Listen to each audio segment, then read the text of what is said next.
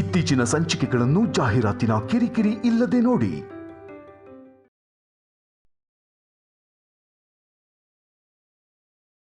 ಮನಸ್ಸಿನ ತುಂಬ ಮಧುರವಾದ ಊಹೆಗಳಿಂದ ಹೊಸ ಬಂಧಗಳ ಮೇಲೆ ಆಸೆ ಬಂತು. ಆದ್ರೆ ನಾನು ಮನೆಗೆ ಬಂದ ಮೇಲೆ ನಡೀತಿರೋ ಘಟನೆ ನೋಡ್ತಾ ಇದ್ರೆ ತಡ್ಕೊಳಕ್ಕಾಗ್ತಿಲ್ಲ.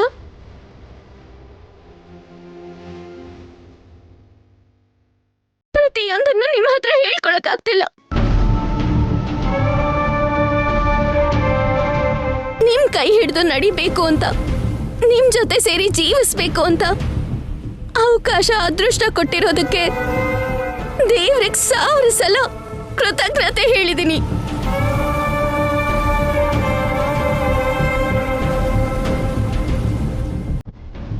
ಇವತ್ತು ಇಂಥ ಪರಿಸ್ಥಿತಿಲಿ ಇರ್ತೀನಿ ಅಂತ ಅನ್ಕೊಂಡಿರ್ಲಿಲ್ಲ.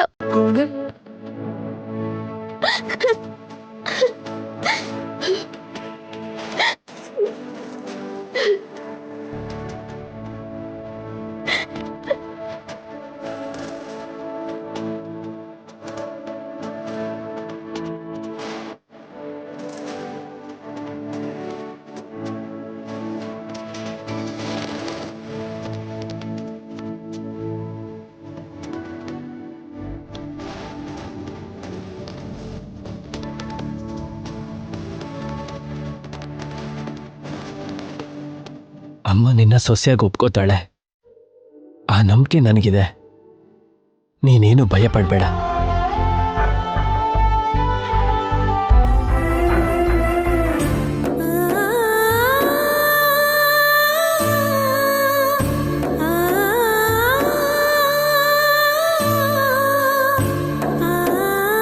ವೇದ, ಯಾಕೆ ಹಾಗಿದ್ಯಾ? ಏನು ಯೋಚನೆ ಮಾಡ್ತಿದ್ಯಾ? ಎಲ್ಲ ಅನುಕೂಲವಾಗಿ ಜಾತಕ ಹೊಂದಾಣಿಕೆಯಾಗಿ ಅವನಿ ನಮ್ಮ ಮನೆ ಸೊಸೆ ಆಗ್ತಾಳೆ ಅಂತ ಎಷ್ಟು ಆಸೆನ ಇಟ್ಕೊಂಡಿದ್ದೆ. ಅದಕ್ಕೆ ವಿರುದ್ಧವಾಗಿ ನಡೆಯುತ್ತೆ ಅಂತ ಅನ್ಕೊಂಡಿರ್ಲಿಲ್ಲ. ಆಗೋಗಿರೋದ್ರ ಬಗ್ಗೆ ಯೋಚನೆ ಮಾಡೋದು, ಹಿಂದೆ ಹೋಗಿರೋ ಕ್ಷಣದ ಬಗ್ಗೆ ಯೋಚನೆ ಮಾಡೋದು ಎರಡೂ ಒಂದೇ. ನಮ್ಮ ನಿರ್ಧಾರಗಳು ಭವಿಷ್ಯದ ಬಗ್ಗೆ ಮಾತ್ರ ಇರಬೇಕು. ನಾಳೆ ಸುಜಾತ ಖಂಡಿತ ಬರ್ತಾಳೆ ಅಂತೀರಾ? ಆ ಅನುಮಾನ ಯಾಕೆ ಬಂತು? ನಮ್ಮ ನೆರಳು ಕೂಡ ಸಹಿಸದೇ ಇರೋಳು ಬರ್ತೀನಿ ಅಂತ ಒಪ್ಕೊಳ್ಳೋದು ವಾಸ್ತವಕ್ಕೆ ತುಂಬಾ ದೂರ ಅಂತ ಅನಿಸ್ತಿದೆ ರೀ ನನಗೆ. ಅಂತ ಯೋಚನೆನೇ ನೀನು ಇಟ್ಕೋಬೇಡ.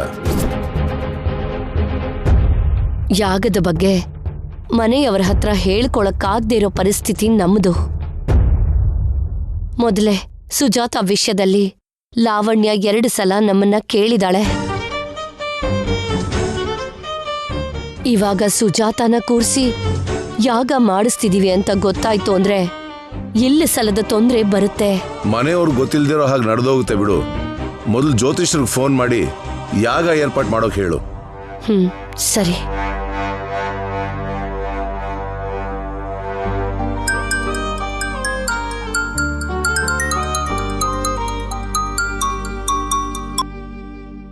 ಹಲೋ, ನಮಸ್ಕಾರ ಸ್ವಾಮಿಗಳೇ.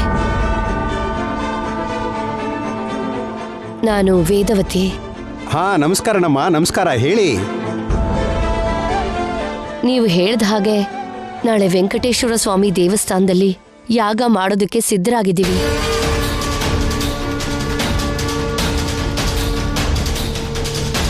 ಯಾಗನಾ? ಯಾಗದಲ್ಲಿ ಯಾರು ಕೂತ್ಕೋಬೇಕೋ ನಾವು ನಿರ್ಧಾರ ಮಾಡ್ಕೊಂಡಿದ್ದೀವಿ. ನೀವು ಹೇಳಿರೋ ವಿಷಯದ ಪ್ರಕಾರ ನಾವು ಆ ಸಮಯಕ್ಕೆ ಬರ್ತೀವಿ. ಬೆಳಿಗ್ಗೆ 9 ಗಂಟೆಗೆಲ್ಲ ದೇವಸ್ಥಾನಕ್ಕೆ ಬಂದ್ಬಿಡಿಮ್ಮ. ಸರಿ ಸ್ವಾಮಿಗಳೇ, ನೀವು ಯಾಗಕ್ಕೆ ಬೇಕಾಗಿರೋ ಏರ್ಪಾಡು ಮಾಡ್ಕೊಳ್ಳಿ. ಹಾ ಸರಿನಮ್ಮ, ಖಂಡಿತ. ಇಡ್ತೀನಿ ಸ್ವಾಮಿಗಳೇ. ಒಳ್ಳೇದಾಗ್ಲಿ. ನಮಸ್ಕಾರ. ಈ ಯಾಗಕ್ಕೆ ಯಾವ ಆತಂಕ ಗಂಡಾಂತರಗಳು ಅಡ್ಡ ಬರ್ದೇ ಇರೋ ಹಾಗೆ ಯಾಗ ಚೆನ್ನಾಗಿ ನಡೆದು ಹೋದ್ರೆ ಆಮೇಲಿನ ಕಾರ್ಯಕ್ರಮಗಳು ಆರಾಮಾಗಿ ನಡೆದು ಹೋಗುತ್ತೆ.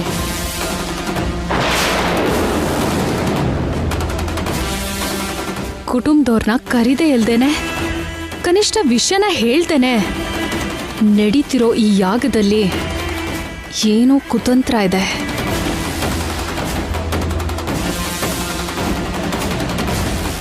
ಬೀಳ್ದಿರೋ ಕಿವಿಗೆ ಬಿದ್ದರೆ ಗಂಡಾಂತರ ಎದುರಾಗದೆ ಹೇಗಿರುತ್ತೆ ಅತ್ತೆ? ಯಾಗ ಯಾವುದಕ್ಕೆ? ಯಾಗಕ್ಕೆ ಮುಖ್ಯ ಅತಿಥಿಗಳು ಯಾರು? ನನ್ನ ಸೈನ್ಯನ ಹಿಂದೆ ಕರ್ಕೊಂಡು ಬಂದು ಕಂಡುಹಿಡಿತೀನಿ.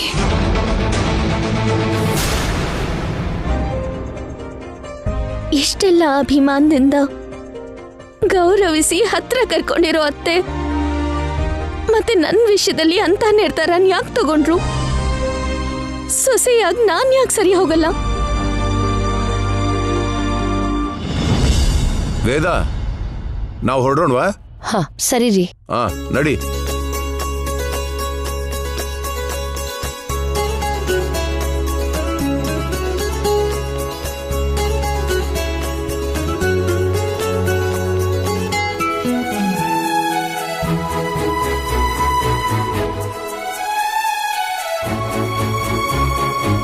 ಲಾವಣ್ಯ ಅವರು ಹೊರಗಡೆ ಹೋಗಿರೋ ಹಾಗಿದ್ದಾರೆ. ಈ ನಡುವೆ ಬ್ರೇಕ್ಫಾಸ್ಟ್ ಹೊರಗಡೆ ತಿನ್ನೋದು ಅಭ್ಯಾಸ ಮಾಡ್ಕೊಂಡಿದಾರಲ್ಲ. ಯಾವುದೋ ರೆಸ್ಟೋರೆಂಟ್ ಹೋಗಿರ್ತಾರೆ ಬಿಡು. ಏನಂದ್ರೆ ಯಾಗದ ಹತ್ರ ಅವನಿನ್ ಕೂಡ ಕರ್ಕೊಂಡು ಹೋಗೋಣ ರೀ. ಅವನಿ ಜೊತೆ ಏನ್ ಕೆಲಸ ಇರುತ್ತೆ? ಯಾಗ ಆಗೋವರೆಗೂ ನಮ್ಗೆ ಸ್ವಲ್ಪ ಸಹಾಯವಾಗಿ ಇರ್ತಾಳೆ.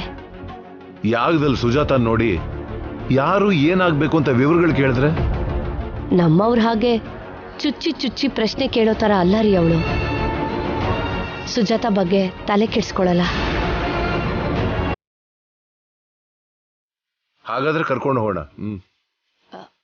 ಅಮ್ಮ ಅವನಿ,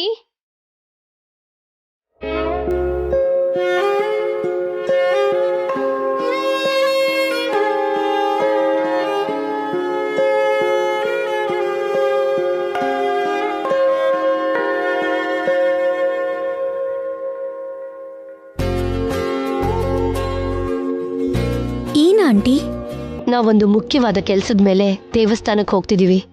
ನಮ್ಮ ಜೊತೆಗೆ ಬರ್ತೀಯಾ? ನಾನು ಆಫೀಸಿಗೆ ಹೊರಟಿದ್ದೀನಿ ಆಂಟಿ. 1 ಗಂಟೆ ಪರ್ಮಿಷನ್ ತಗೊಳಮ್ಮ. ನಮ್ಮ ಒಳ್ಳೆದನ್ನೇ ಕೋರ್ಕೊಳ್ಳೋ ಒಳ್ಳೆ ಮನ್ಸಿರೋಳು ನೀನು. ನೀನ್ ಬಂದ್ರೆ ನಮಗೆ ಸಂತೋಷ ಆಗುತ್ತೆ. ಟೈಮ್ ಆಗ್ತಿದೆ, ಹೋಗೋಣ ಬಾರಮ್ಮ. ಏಯ್, ನೀನಾದ್ರೂ ಹೇಳೋ, ನಾವು ಹೊರಗೆ ವೆಯ್ಟ್ ಮಾಡ್ತಾ ಇರ್ತೀವಿ. ಬೇಗ ಕಳಿಸ್ಕೊಡು. ವೇದ ನಡಿ.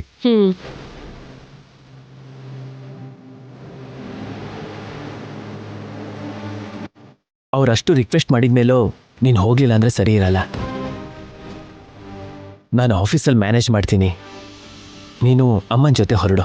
ಅವನಿನ ನಮ್ಮ ಸೊಸೆಯಾಗಿ ಮಾಡ್ಕೊಳ್ಳೋ ಉದ್ದೇಶ ಇಲ್ಲ ಅಂತ ಹೇಳಿ ಅವ್ರ ಪಾಡಿಗೆ ಅವ್ರು ಮಾಮೂಲಾಗಿದ್ದಾರೆ. ಆ ಮಾತು ಕೇಳಿದ ಕ್ಷಣದಿಂದ ನನ್ನ ಮನಸ್ಸು ಸರಿಯಾಗಿರ್ತಿಲ್ಲ. ಯಾವ ಕೆಲಸ ಮಾಡ್ತಿದ್ರು, ಏನು ಯೋಚನೆ ಮಾಡ್ತಿದ್ರು, ಪದೇ ಪದೇ ಅದೇ ನೆನಪಿಗೆ ಬರ್ತಿದೆ. ಹಾಗಂತ ನೀನು ಇನ್ನೂ ಡಿಸ್ಟೆನ್ಸ್ ಮೇಂಟೈನ್ ಮಾಡಿದ್ರೆ ಅದು ಇನ್ನೂ ಅಪಾಯ. ನೀನು ಸನ್ನಿಧಿಗೆ ಹೋಗ್ತಿದೀಯಾ. ನಿನ್ನ ಅದೃಷ್ಟ ಚೆನ್ನಾಗಿದ್ರೆ ಅಮ್ಮ ಅಪ್ಪನ ಮನಸ್ಸು ಯಾವ ಕ್ಷಣದಲ್ಲಾದರೂ ಬದಲಾಗ್ಬೋದು. ನಿಮ್ಮ ಅತ್ತೆ ಮಾವನಿಗೆ ನೀನು ಹತ್ರ ಆಗೋ ಇಂಥ ಅವಕಾಶಗಳನ್ನ ಉಪಯೋಗಿಸ್ಕೊಳ್ಳೋದು ಒಳ್ಳೆಯದು. ಅವನಿ, ನನ್ನ ಮಾತು ಕೇಳು, ಹೋಗು.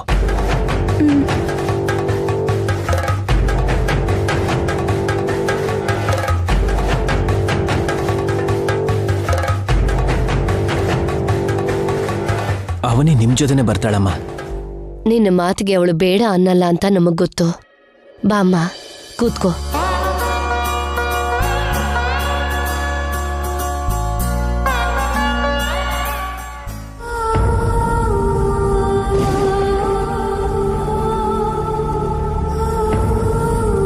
ನಿನ್ನ ಮನಸ್ಸು ಎಷ್ಟು ವೇದನೆ ಪಡ್ತಿದ್ಯೋ ನನಗೆ ಗೊತ್ತು. ಆದರೆ ಪ್ರಸ್ತುತ ನಾನು ನಿಸ್ಸಹಾಯಕ. ನನ್ನ ಕ್ಷಮಿಸು.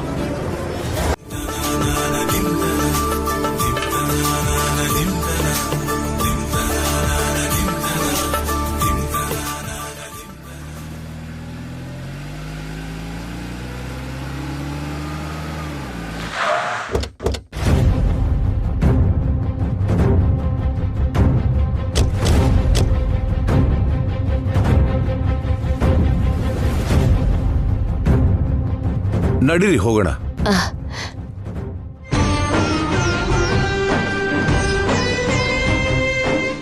ಆಂಟಿ, ಏನೋ ಮುಖ್ಯವಾದ ಕೆಲಸ ಅಂದ್ರಿ, ಏನಾದ್ರೂ ಪೂಜೆ ಮಾಡಿಸ್ತಿದ್ದೀರಾ ಆಂಟಿ?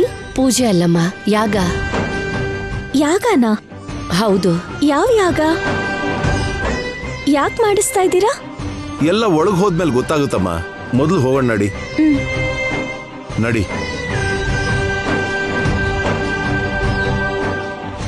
ನಮಸ್ಕಾರ ಸ್ವಾಮಿಗಳೇ. ನಮಸ್ಕಾರ. ಬಾಧಿತರಿಗೆ ಕೊಡುವಂತ ಬಟ್ಟೆಗಳು ನನ್ನ ಕಡೆಯಿಂದ ಎಲ್ಲ ಏರ್ಪಾಟು ಆಗಿದೆ. ನೀವು ಸಿದ್ಧ ಅಂತಂದ್ರೆ ಯಾಗನ ಶುರು ಮಾಡಬಹುದು. ಯಾಗದಲ್ಲಿ ಕೂತ್ಕೊಳ್ಳೋದು ಈ ಹುಡುಗಿನ? ಅಲ್ಲ ಸ್ವಾಮಿಗಳೇ, ಬೇರೆ ಹುಡುಗಿ. ಆಕೆನೂ ಹೊರಟಿದ್ದಾಳೆ. ಒಂದು 5 ನಿಮಿಷದಲ್ಲಿ ಬಂದ್ಬಿಡ್ತಾಳೆ. ಪರವಾಗಿಲ್ಲ, ಇನ್ನೂ ಸಮಯ ಇದೆ. ಆಂಟಿ, ಹೇಳಮ್ಮ.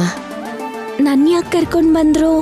ಇಲ್ಲೇನ್ ನಡೀತಾ ಇದೆಯೋ ನನ್ಗೇನೂ ಅರ್ಥ ಆಗ್ತಿಲ್ಲ. ಯಾಗ ಮಾಡಿಸ್ತಿರೋ ಮುಖ್ಯ ಉದ್ದೇಶ ಏನು ಅಂತ ಈಗಾದ್ರೂ ಹೇಳ್ತೀರಾ? ನಿನ್ನ ಹತ್ರ ನಿಜ ಮುಚ್ಚಿಡೋದಿಲ್ಲ, ಹೇಳ್ತೀನಮ್ಮ. ನಮ್ಮ ಮಗನ್ಗೆ ಮದುವೆ ಆಗ್ತಿಲ್ಲ. ನಾವು ಕೋರ್ಕೊಳ್ಳೋ ಹುಡುಗಿ ಅವನಿಗೆ ಹೆಂಡತಿಯಾಗಿ ಬರ್ತಿಲ್ಲ.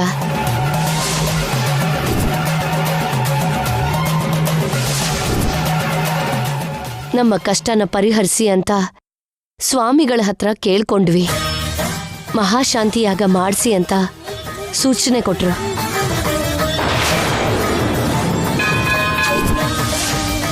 ಈ ಯಾಗದಲ್ಲಿ ನಮಗ್ ಸಂಬಂಧಪಟ್ಟಿರೋ ಮುಖ್ಯವಾದ ಹುಡುಗಿ ಕೂತ್ಕೋತಿದ್ದಾಳೆ.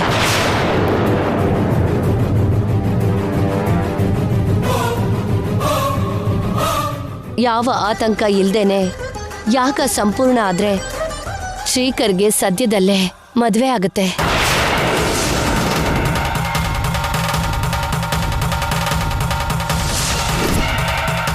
ಈ ಯಾಗದ ಮುಖ್ಯ ಉದ್ದೇಶ ಶ್ರೀಕರ್ ಮದ್ವೆನೇ ಅಮ್ಮ.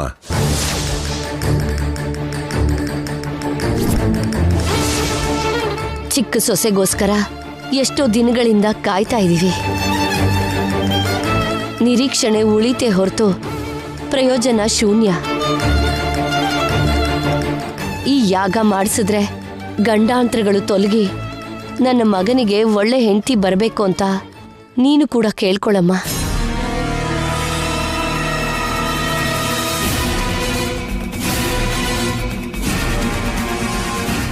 ಶ್ರೀಕರ್ ಅವ್ರಿಗೋಸ್ಕರ ಹುಟ್ಟಿರೋ ಹುಡುಗಿ ನಿಮ್ ಕಣ್ಮುಂದೆನೆ ಓಡಾಡ್ತಿರ್ತಾಳ ಆಂಟಿ.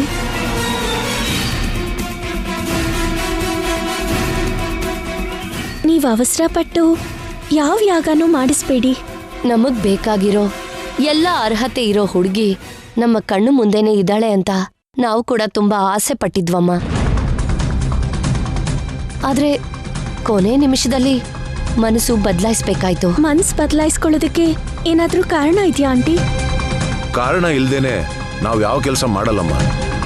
ಆ ಕಾರಣ ಏನು ಅಂತ ನಾನು ತಿಳ್ಕೊಬೋದಾ? ಸಮಯ ಬಂದಾಗ ಹೇಳ್ತೀವಿ ಬಿಡಮ್ಮ. ಅದಲ್ಲ ಅಂಕಲ್. ಸದ್ಯಕ್ಕೀಗ ನಮ್ಮನ್ನೇನು ಕೇಳ್ಬೇಡಮ್ಮ. ಈ ವಿಷಯ ಲಾವಣ್ಯ ಅವ್ರಿಗೆ ಗೊತ್ತಾದ್ರೆ ಇಲ್ಲ ಸಲ್ಲದ ವಾದಗಳು ಬರುತ್ತೆ.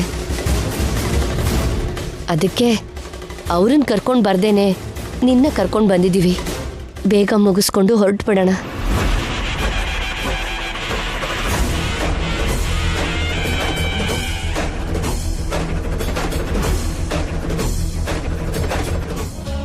ಸುಜಾತ ಇನ್ನೂ ಬಂದಿಲ್ಲ.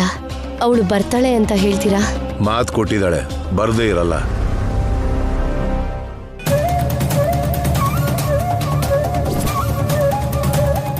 ನಮ್ಮಿಂದ ನೋವಾಗಿರೋದು ಅಂದ್ರೆ ನಿನಗೇನೆ. ಅದಕ್ಕೆ ನೀನ್ ಬಂದು ಯಾಗದಲ್ಲಿ ಕೂತ್ಕೋಬೇಕು.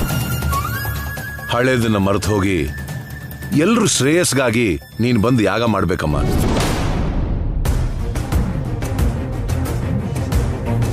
ಹೊರಗಡೆಯವರು ನಮಗೆಷ್ಟೇ ಅನ್ಯಾಯ ಮಾಡಿದ್ರು ನಮ್ಮನ್ನ ಸಹಾಯ ಬೇಡ್ದಾಗ ನಮ್ಮಿಂದ ಆಗೋದಾದ್ರೆ ಮಾಡಬೇಕು, ಸರಿನಾ? ನನಗೋಸ್ಕರ ಕಾಯ್ತಾ ಇರ್ತಾರೆ. ಬೇಗ ಹೋಗ್ಬೇಕು. ಏನಪ್ಪ ಪೂಜೆಗೆ ಟೈಮ್ ಆಗ್ತಿದೆ, ಸ್ವಲ್ಪ ಬೇಗ ಹೋಗ್ತೀಯಾ? ಸರಿ ಅಕ್ಕ.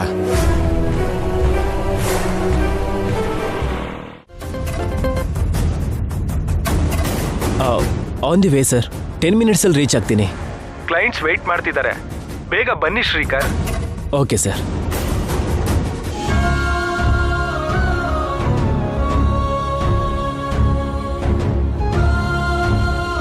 ನಮ್ಮ ಮಗನ್ಗೆ ಮದುವೆ ಆಗ್ತಿಲ್ಲ. ನಾವು ಕೋರ್ಕೊಳ್ಳೋ ಹುಡುಗಿ ಅವನಿಗೆ ಹೆಂಡತಿಯಾಗಿ ಬರ್ತಿಲ್ಲ. ನಮ್ಮ ಕಷ್ಟನ ಪರಿಹರಿಸಿ ಅಂತ ಸ್ವಾಮಿಗಳ ಹತ್ರ ಕೇಳ್ಕೊಂಡ್ವಿ. ಮಹಾಶಾಂತಿಯಾಗ ಮಾಡಿಸಿ ಅಂತ ಸೂಚನೆ ಕೊಟ್ರು.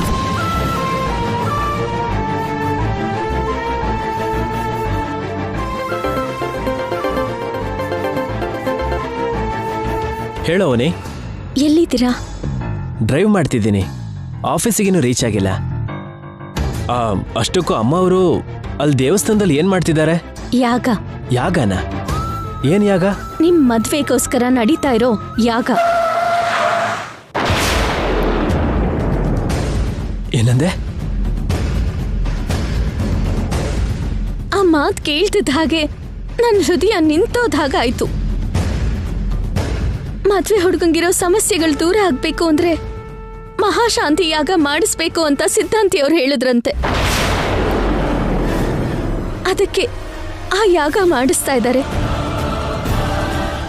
ಯಾಗದಲ್ಲಿ ಕೂತ್ಕೊಳ್ಳೋ ವ್ಯಕ್ತಿಗೋಸ್ಕರ ಕಾಯ್ತಿದ್ದಾರೆ.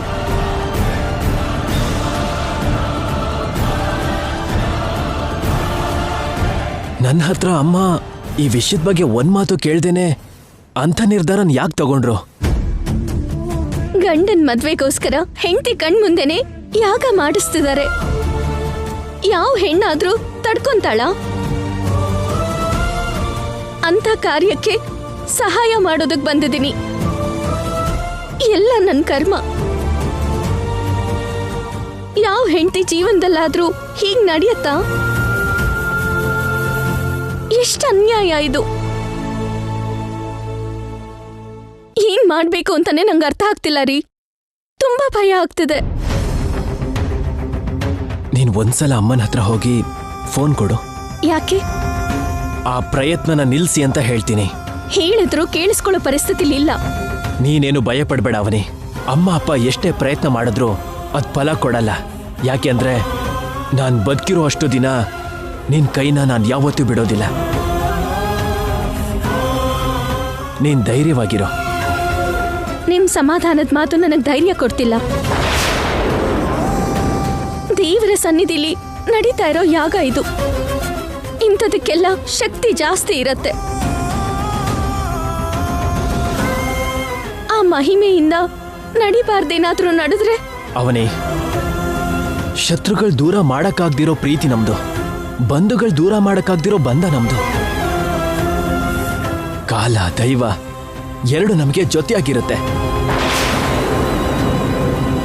ಈ ಯಾಗದ ಬಗ್ಗೆ ಮೊದ್ಲೇ ಗೊತ್ತಿದ್ರೆ ಬರ್ತಾನೆ ಇರ್ಲಿಲ್ಲ. ಈಗ ನಾನ್ ಯಾಗನ ನನ್ ಕಣ್ಣಿಂದ ಹೇಗ್ ನೋಡ್ಲಿ? ಆ ಜಾಗಕ್ಕೆ ನೀನ್ ಹೋಗ್ಬೇಡ, ದೂರದಲ್ಲೇ ಇರು. ಏನ್ ನಡೆಯತ್ತೆ ಅಂತ ಗೊತ್ತಾದ್ಮೇಲೆ ಎಷ್ಟೇ ದೂರದಲ್ಲಿದ್ರೂನು ಮನ್ಸಿಗೆ ಮಾತ್ರ ಭಯ ಇರತ್ತಲ್ವೇನ್ರಿ?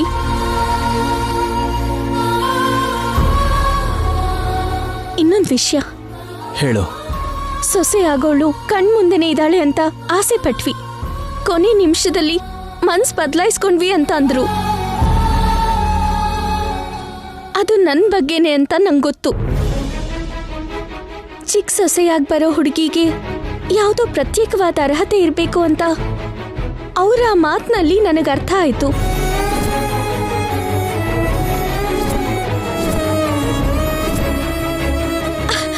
ಅದೇ ಏನು ಅಂತ ನಂಗೆ ಗೊತ್ತಾಗ್ತಾ ಇಲ್ಲ. ನಿಮ್ಮನ್ ಕೇಳ್ತಾ ಇದ್ರೆ ಏನೇನೋ ಹೇಳ್ತಾ ಇದ್ದೀರಾ, ಇಲ್ಲಿ ನೋಡ್ತಾ ಇದ್ರೆ ಇನ್ನೇನೋ ಇದೆ ಅನ್ನಿಸ್ತಾ ಇದೆ. ನನ್ನ ಪರಿಸ್ಥಿತಿ ಏನು ಅಂತಾನೆ ನಂಗೆ ಅರ್ಥ ಆಗ್ತಿಲ್ಲ ರೀ. ನೀವಂತೂ ನನ್ನ ಹತ್ರ ಏನು ಮುಚ್ಚಿಡ್ತಿಲ್ಲ ಅಲ್ವಾ?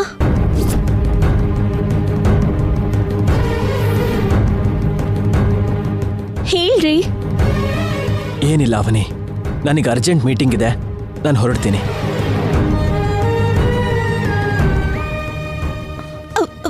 Hello hello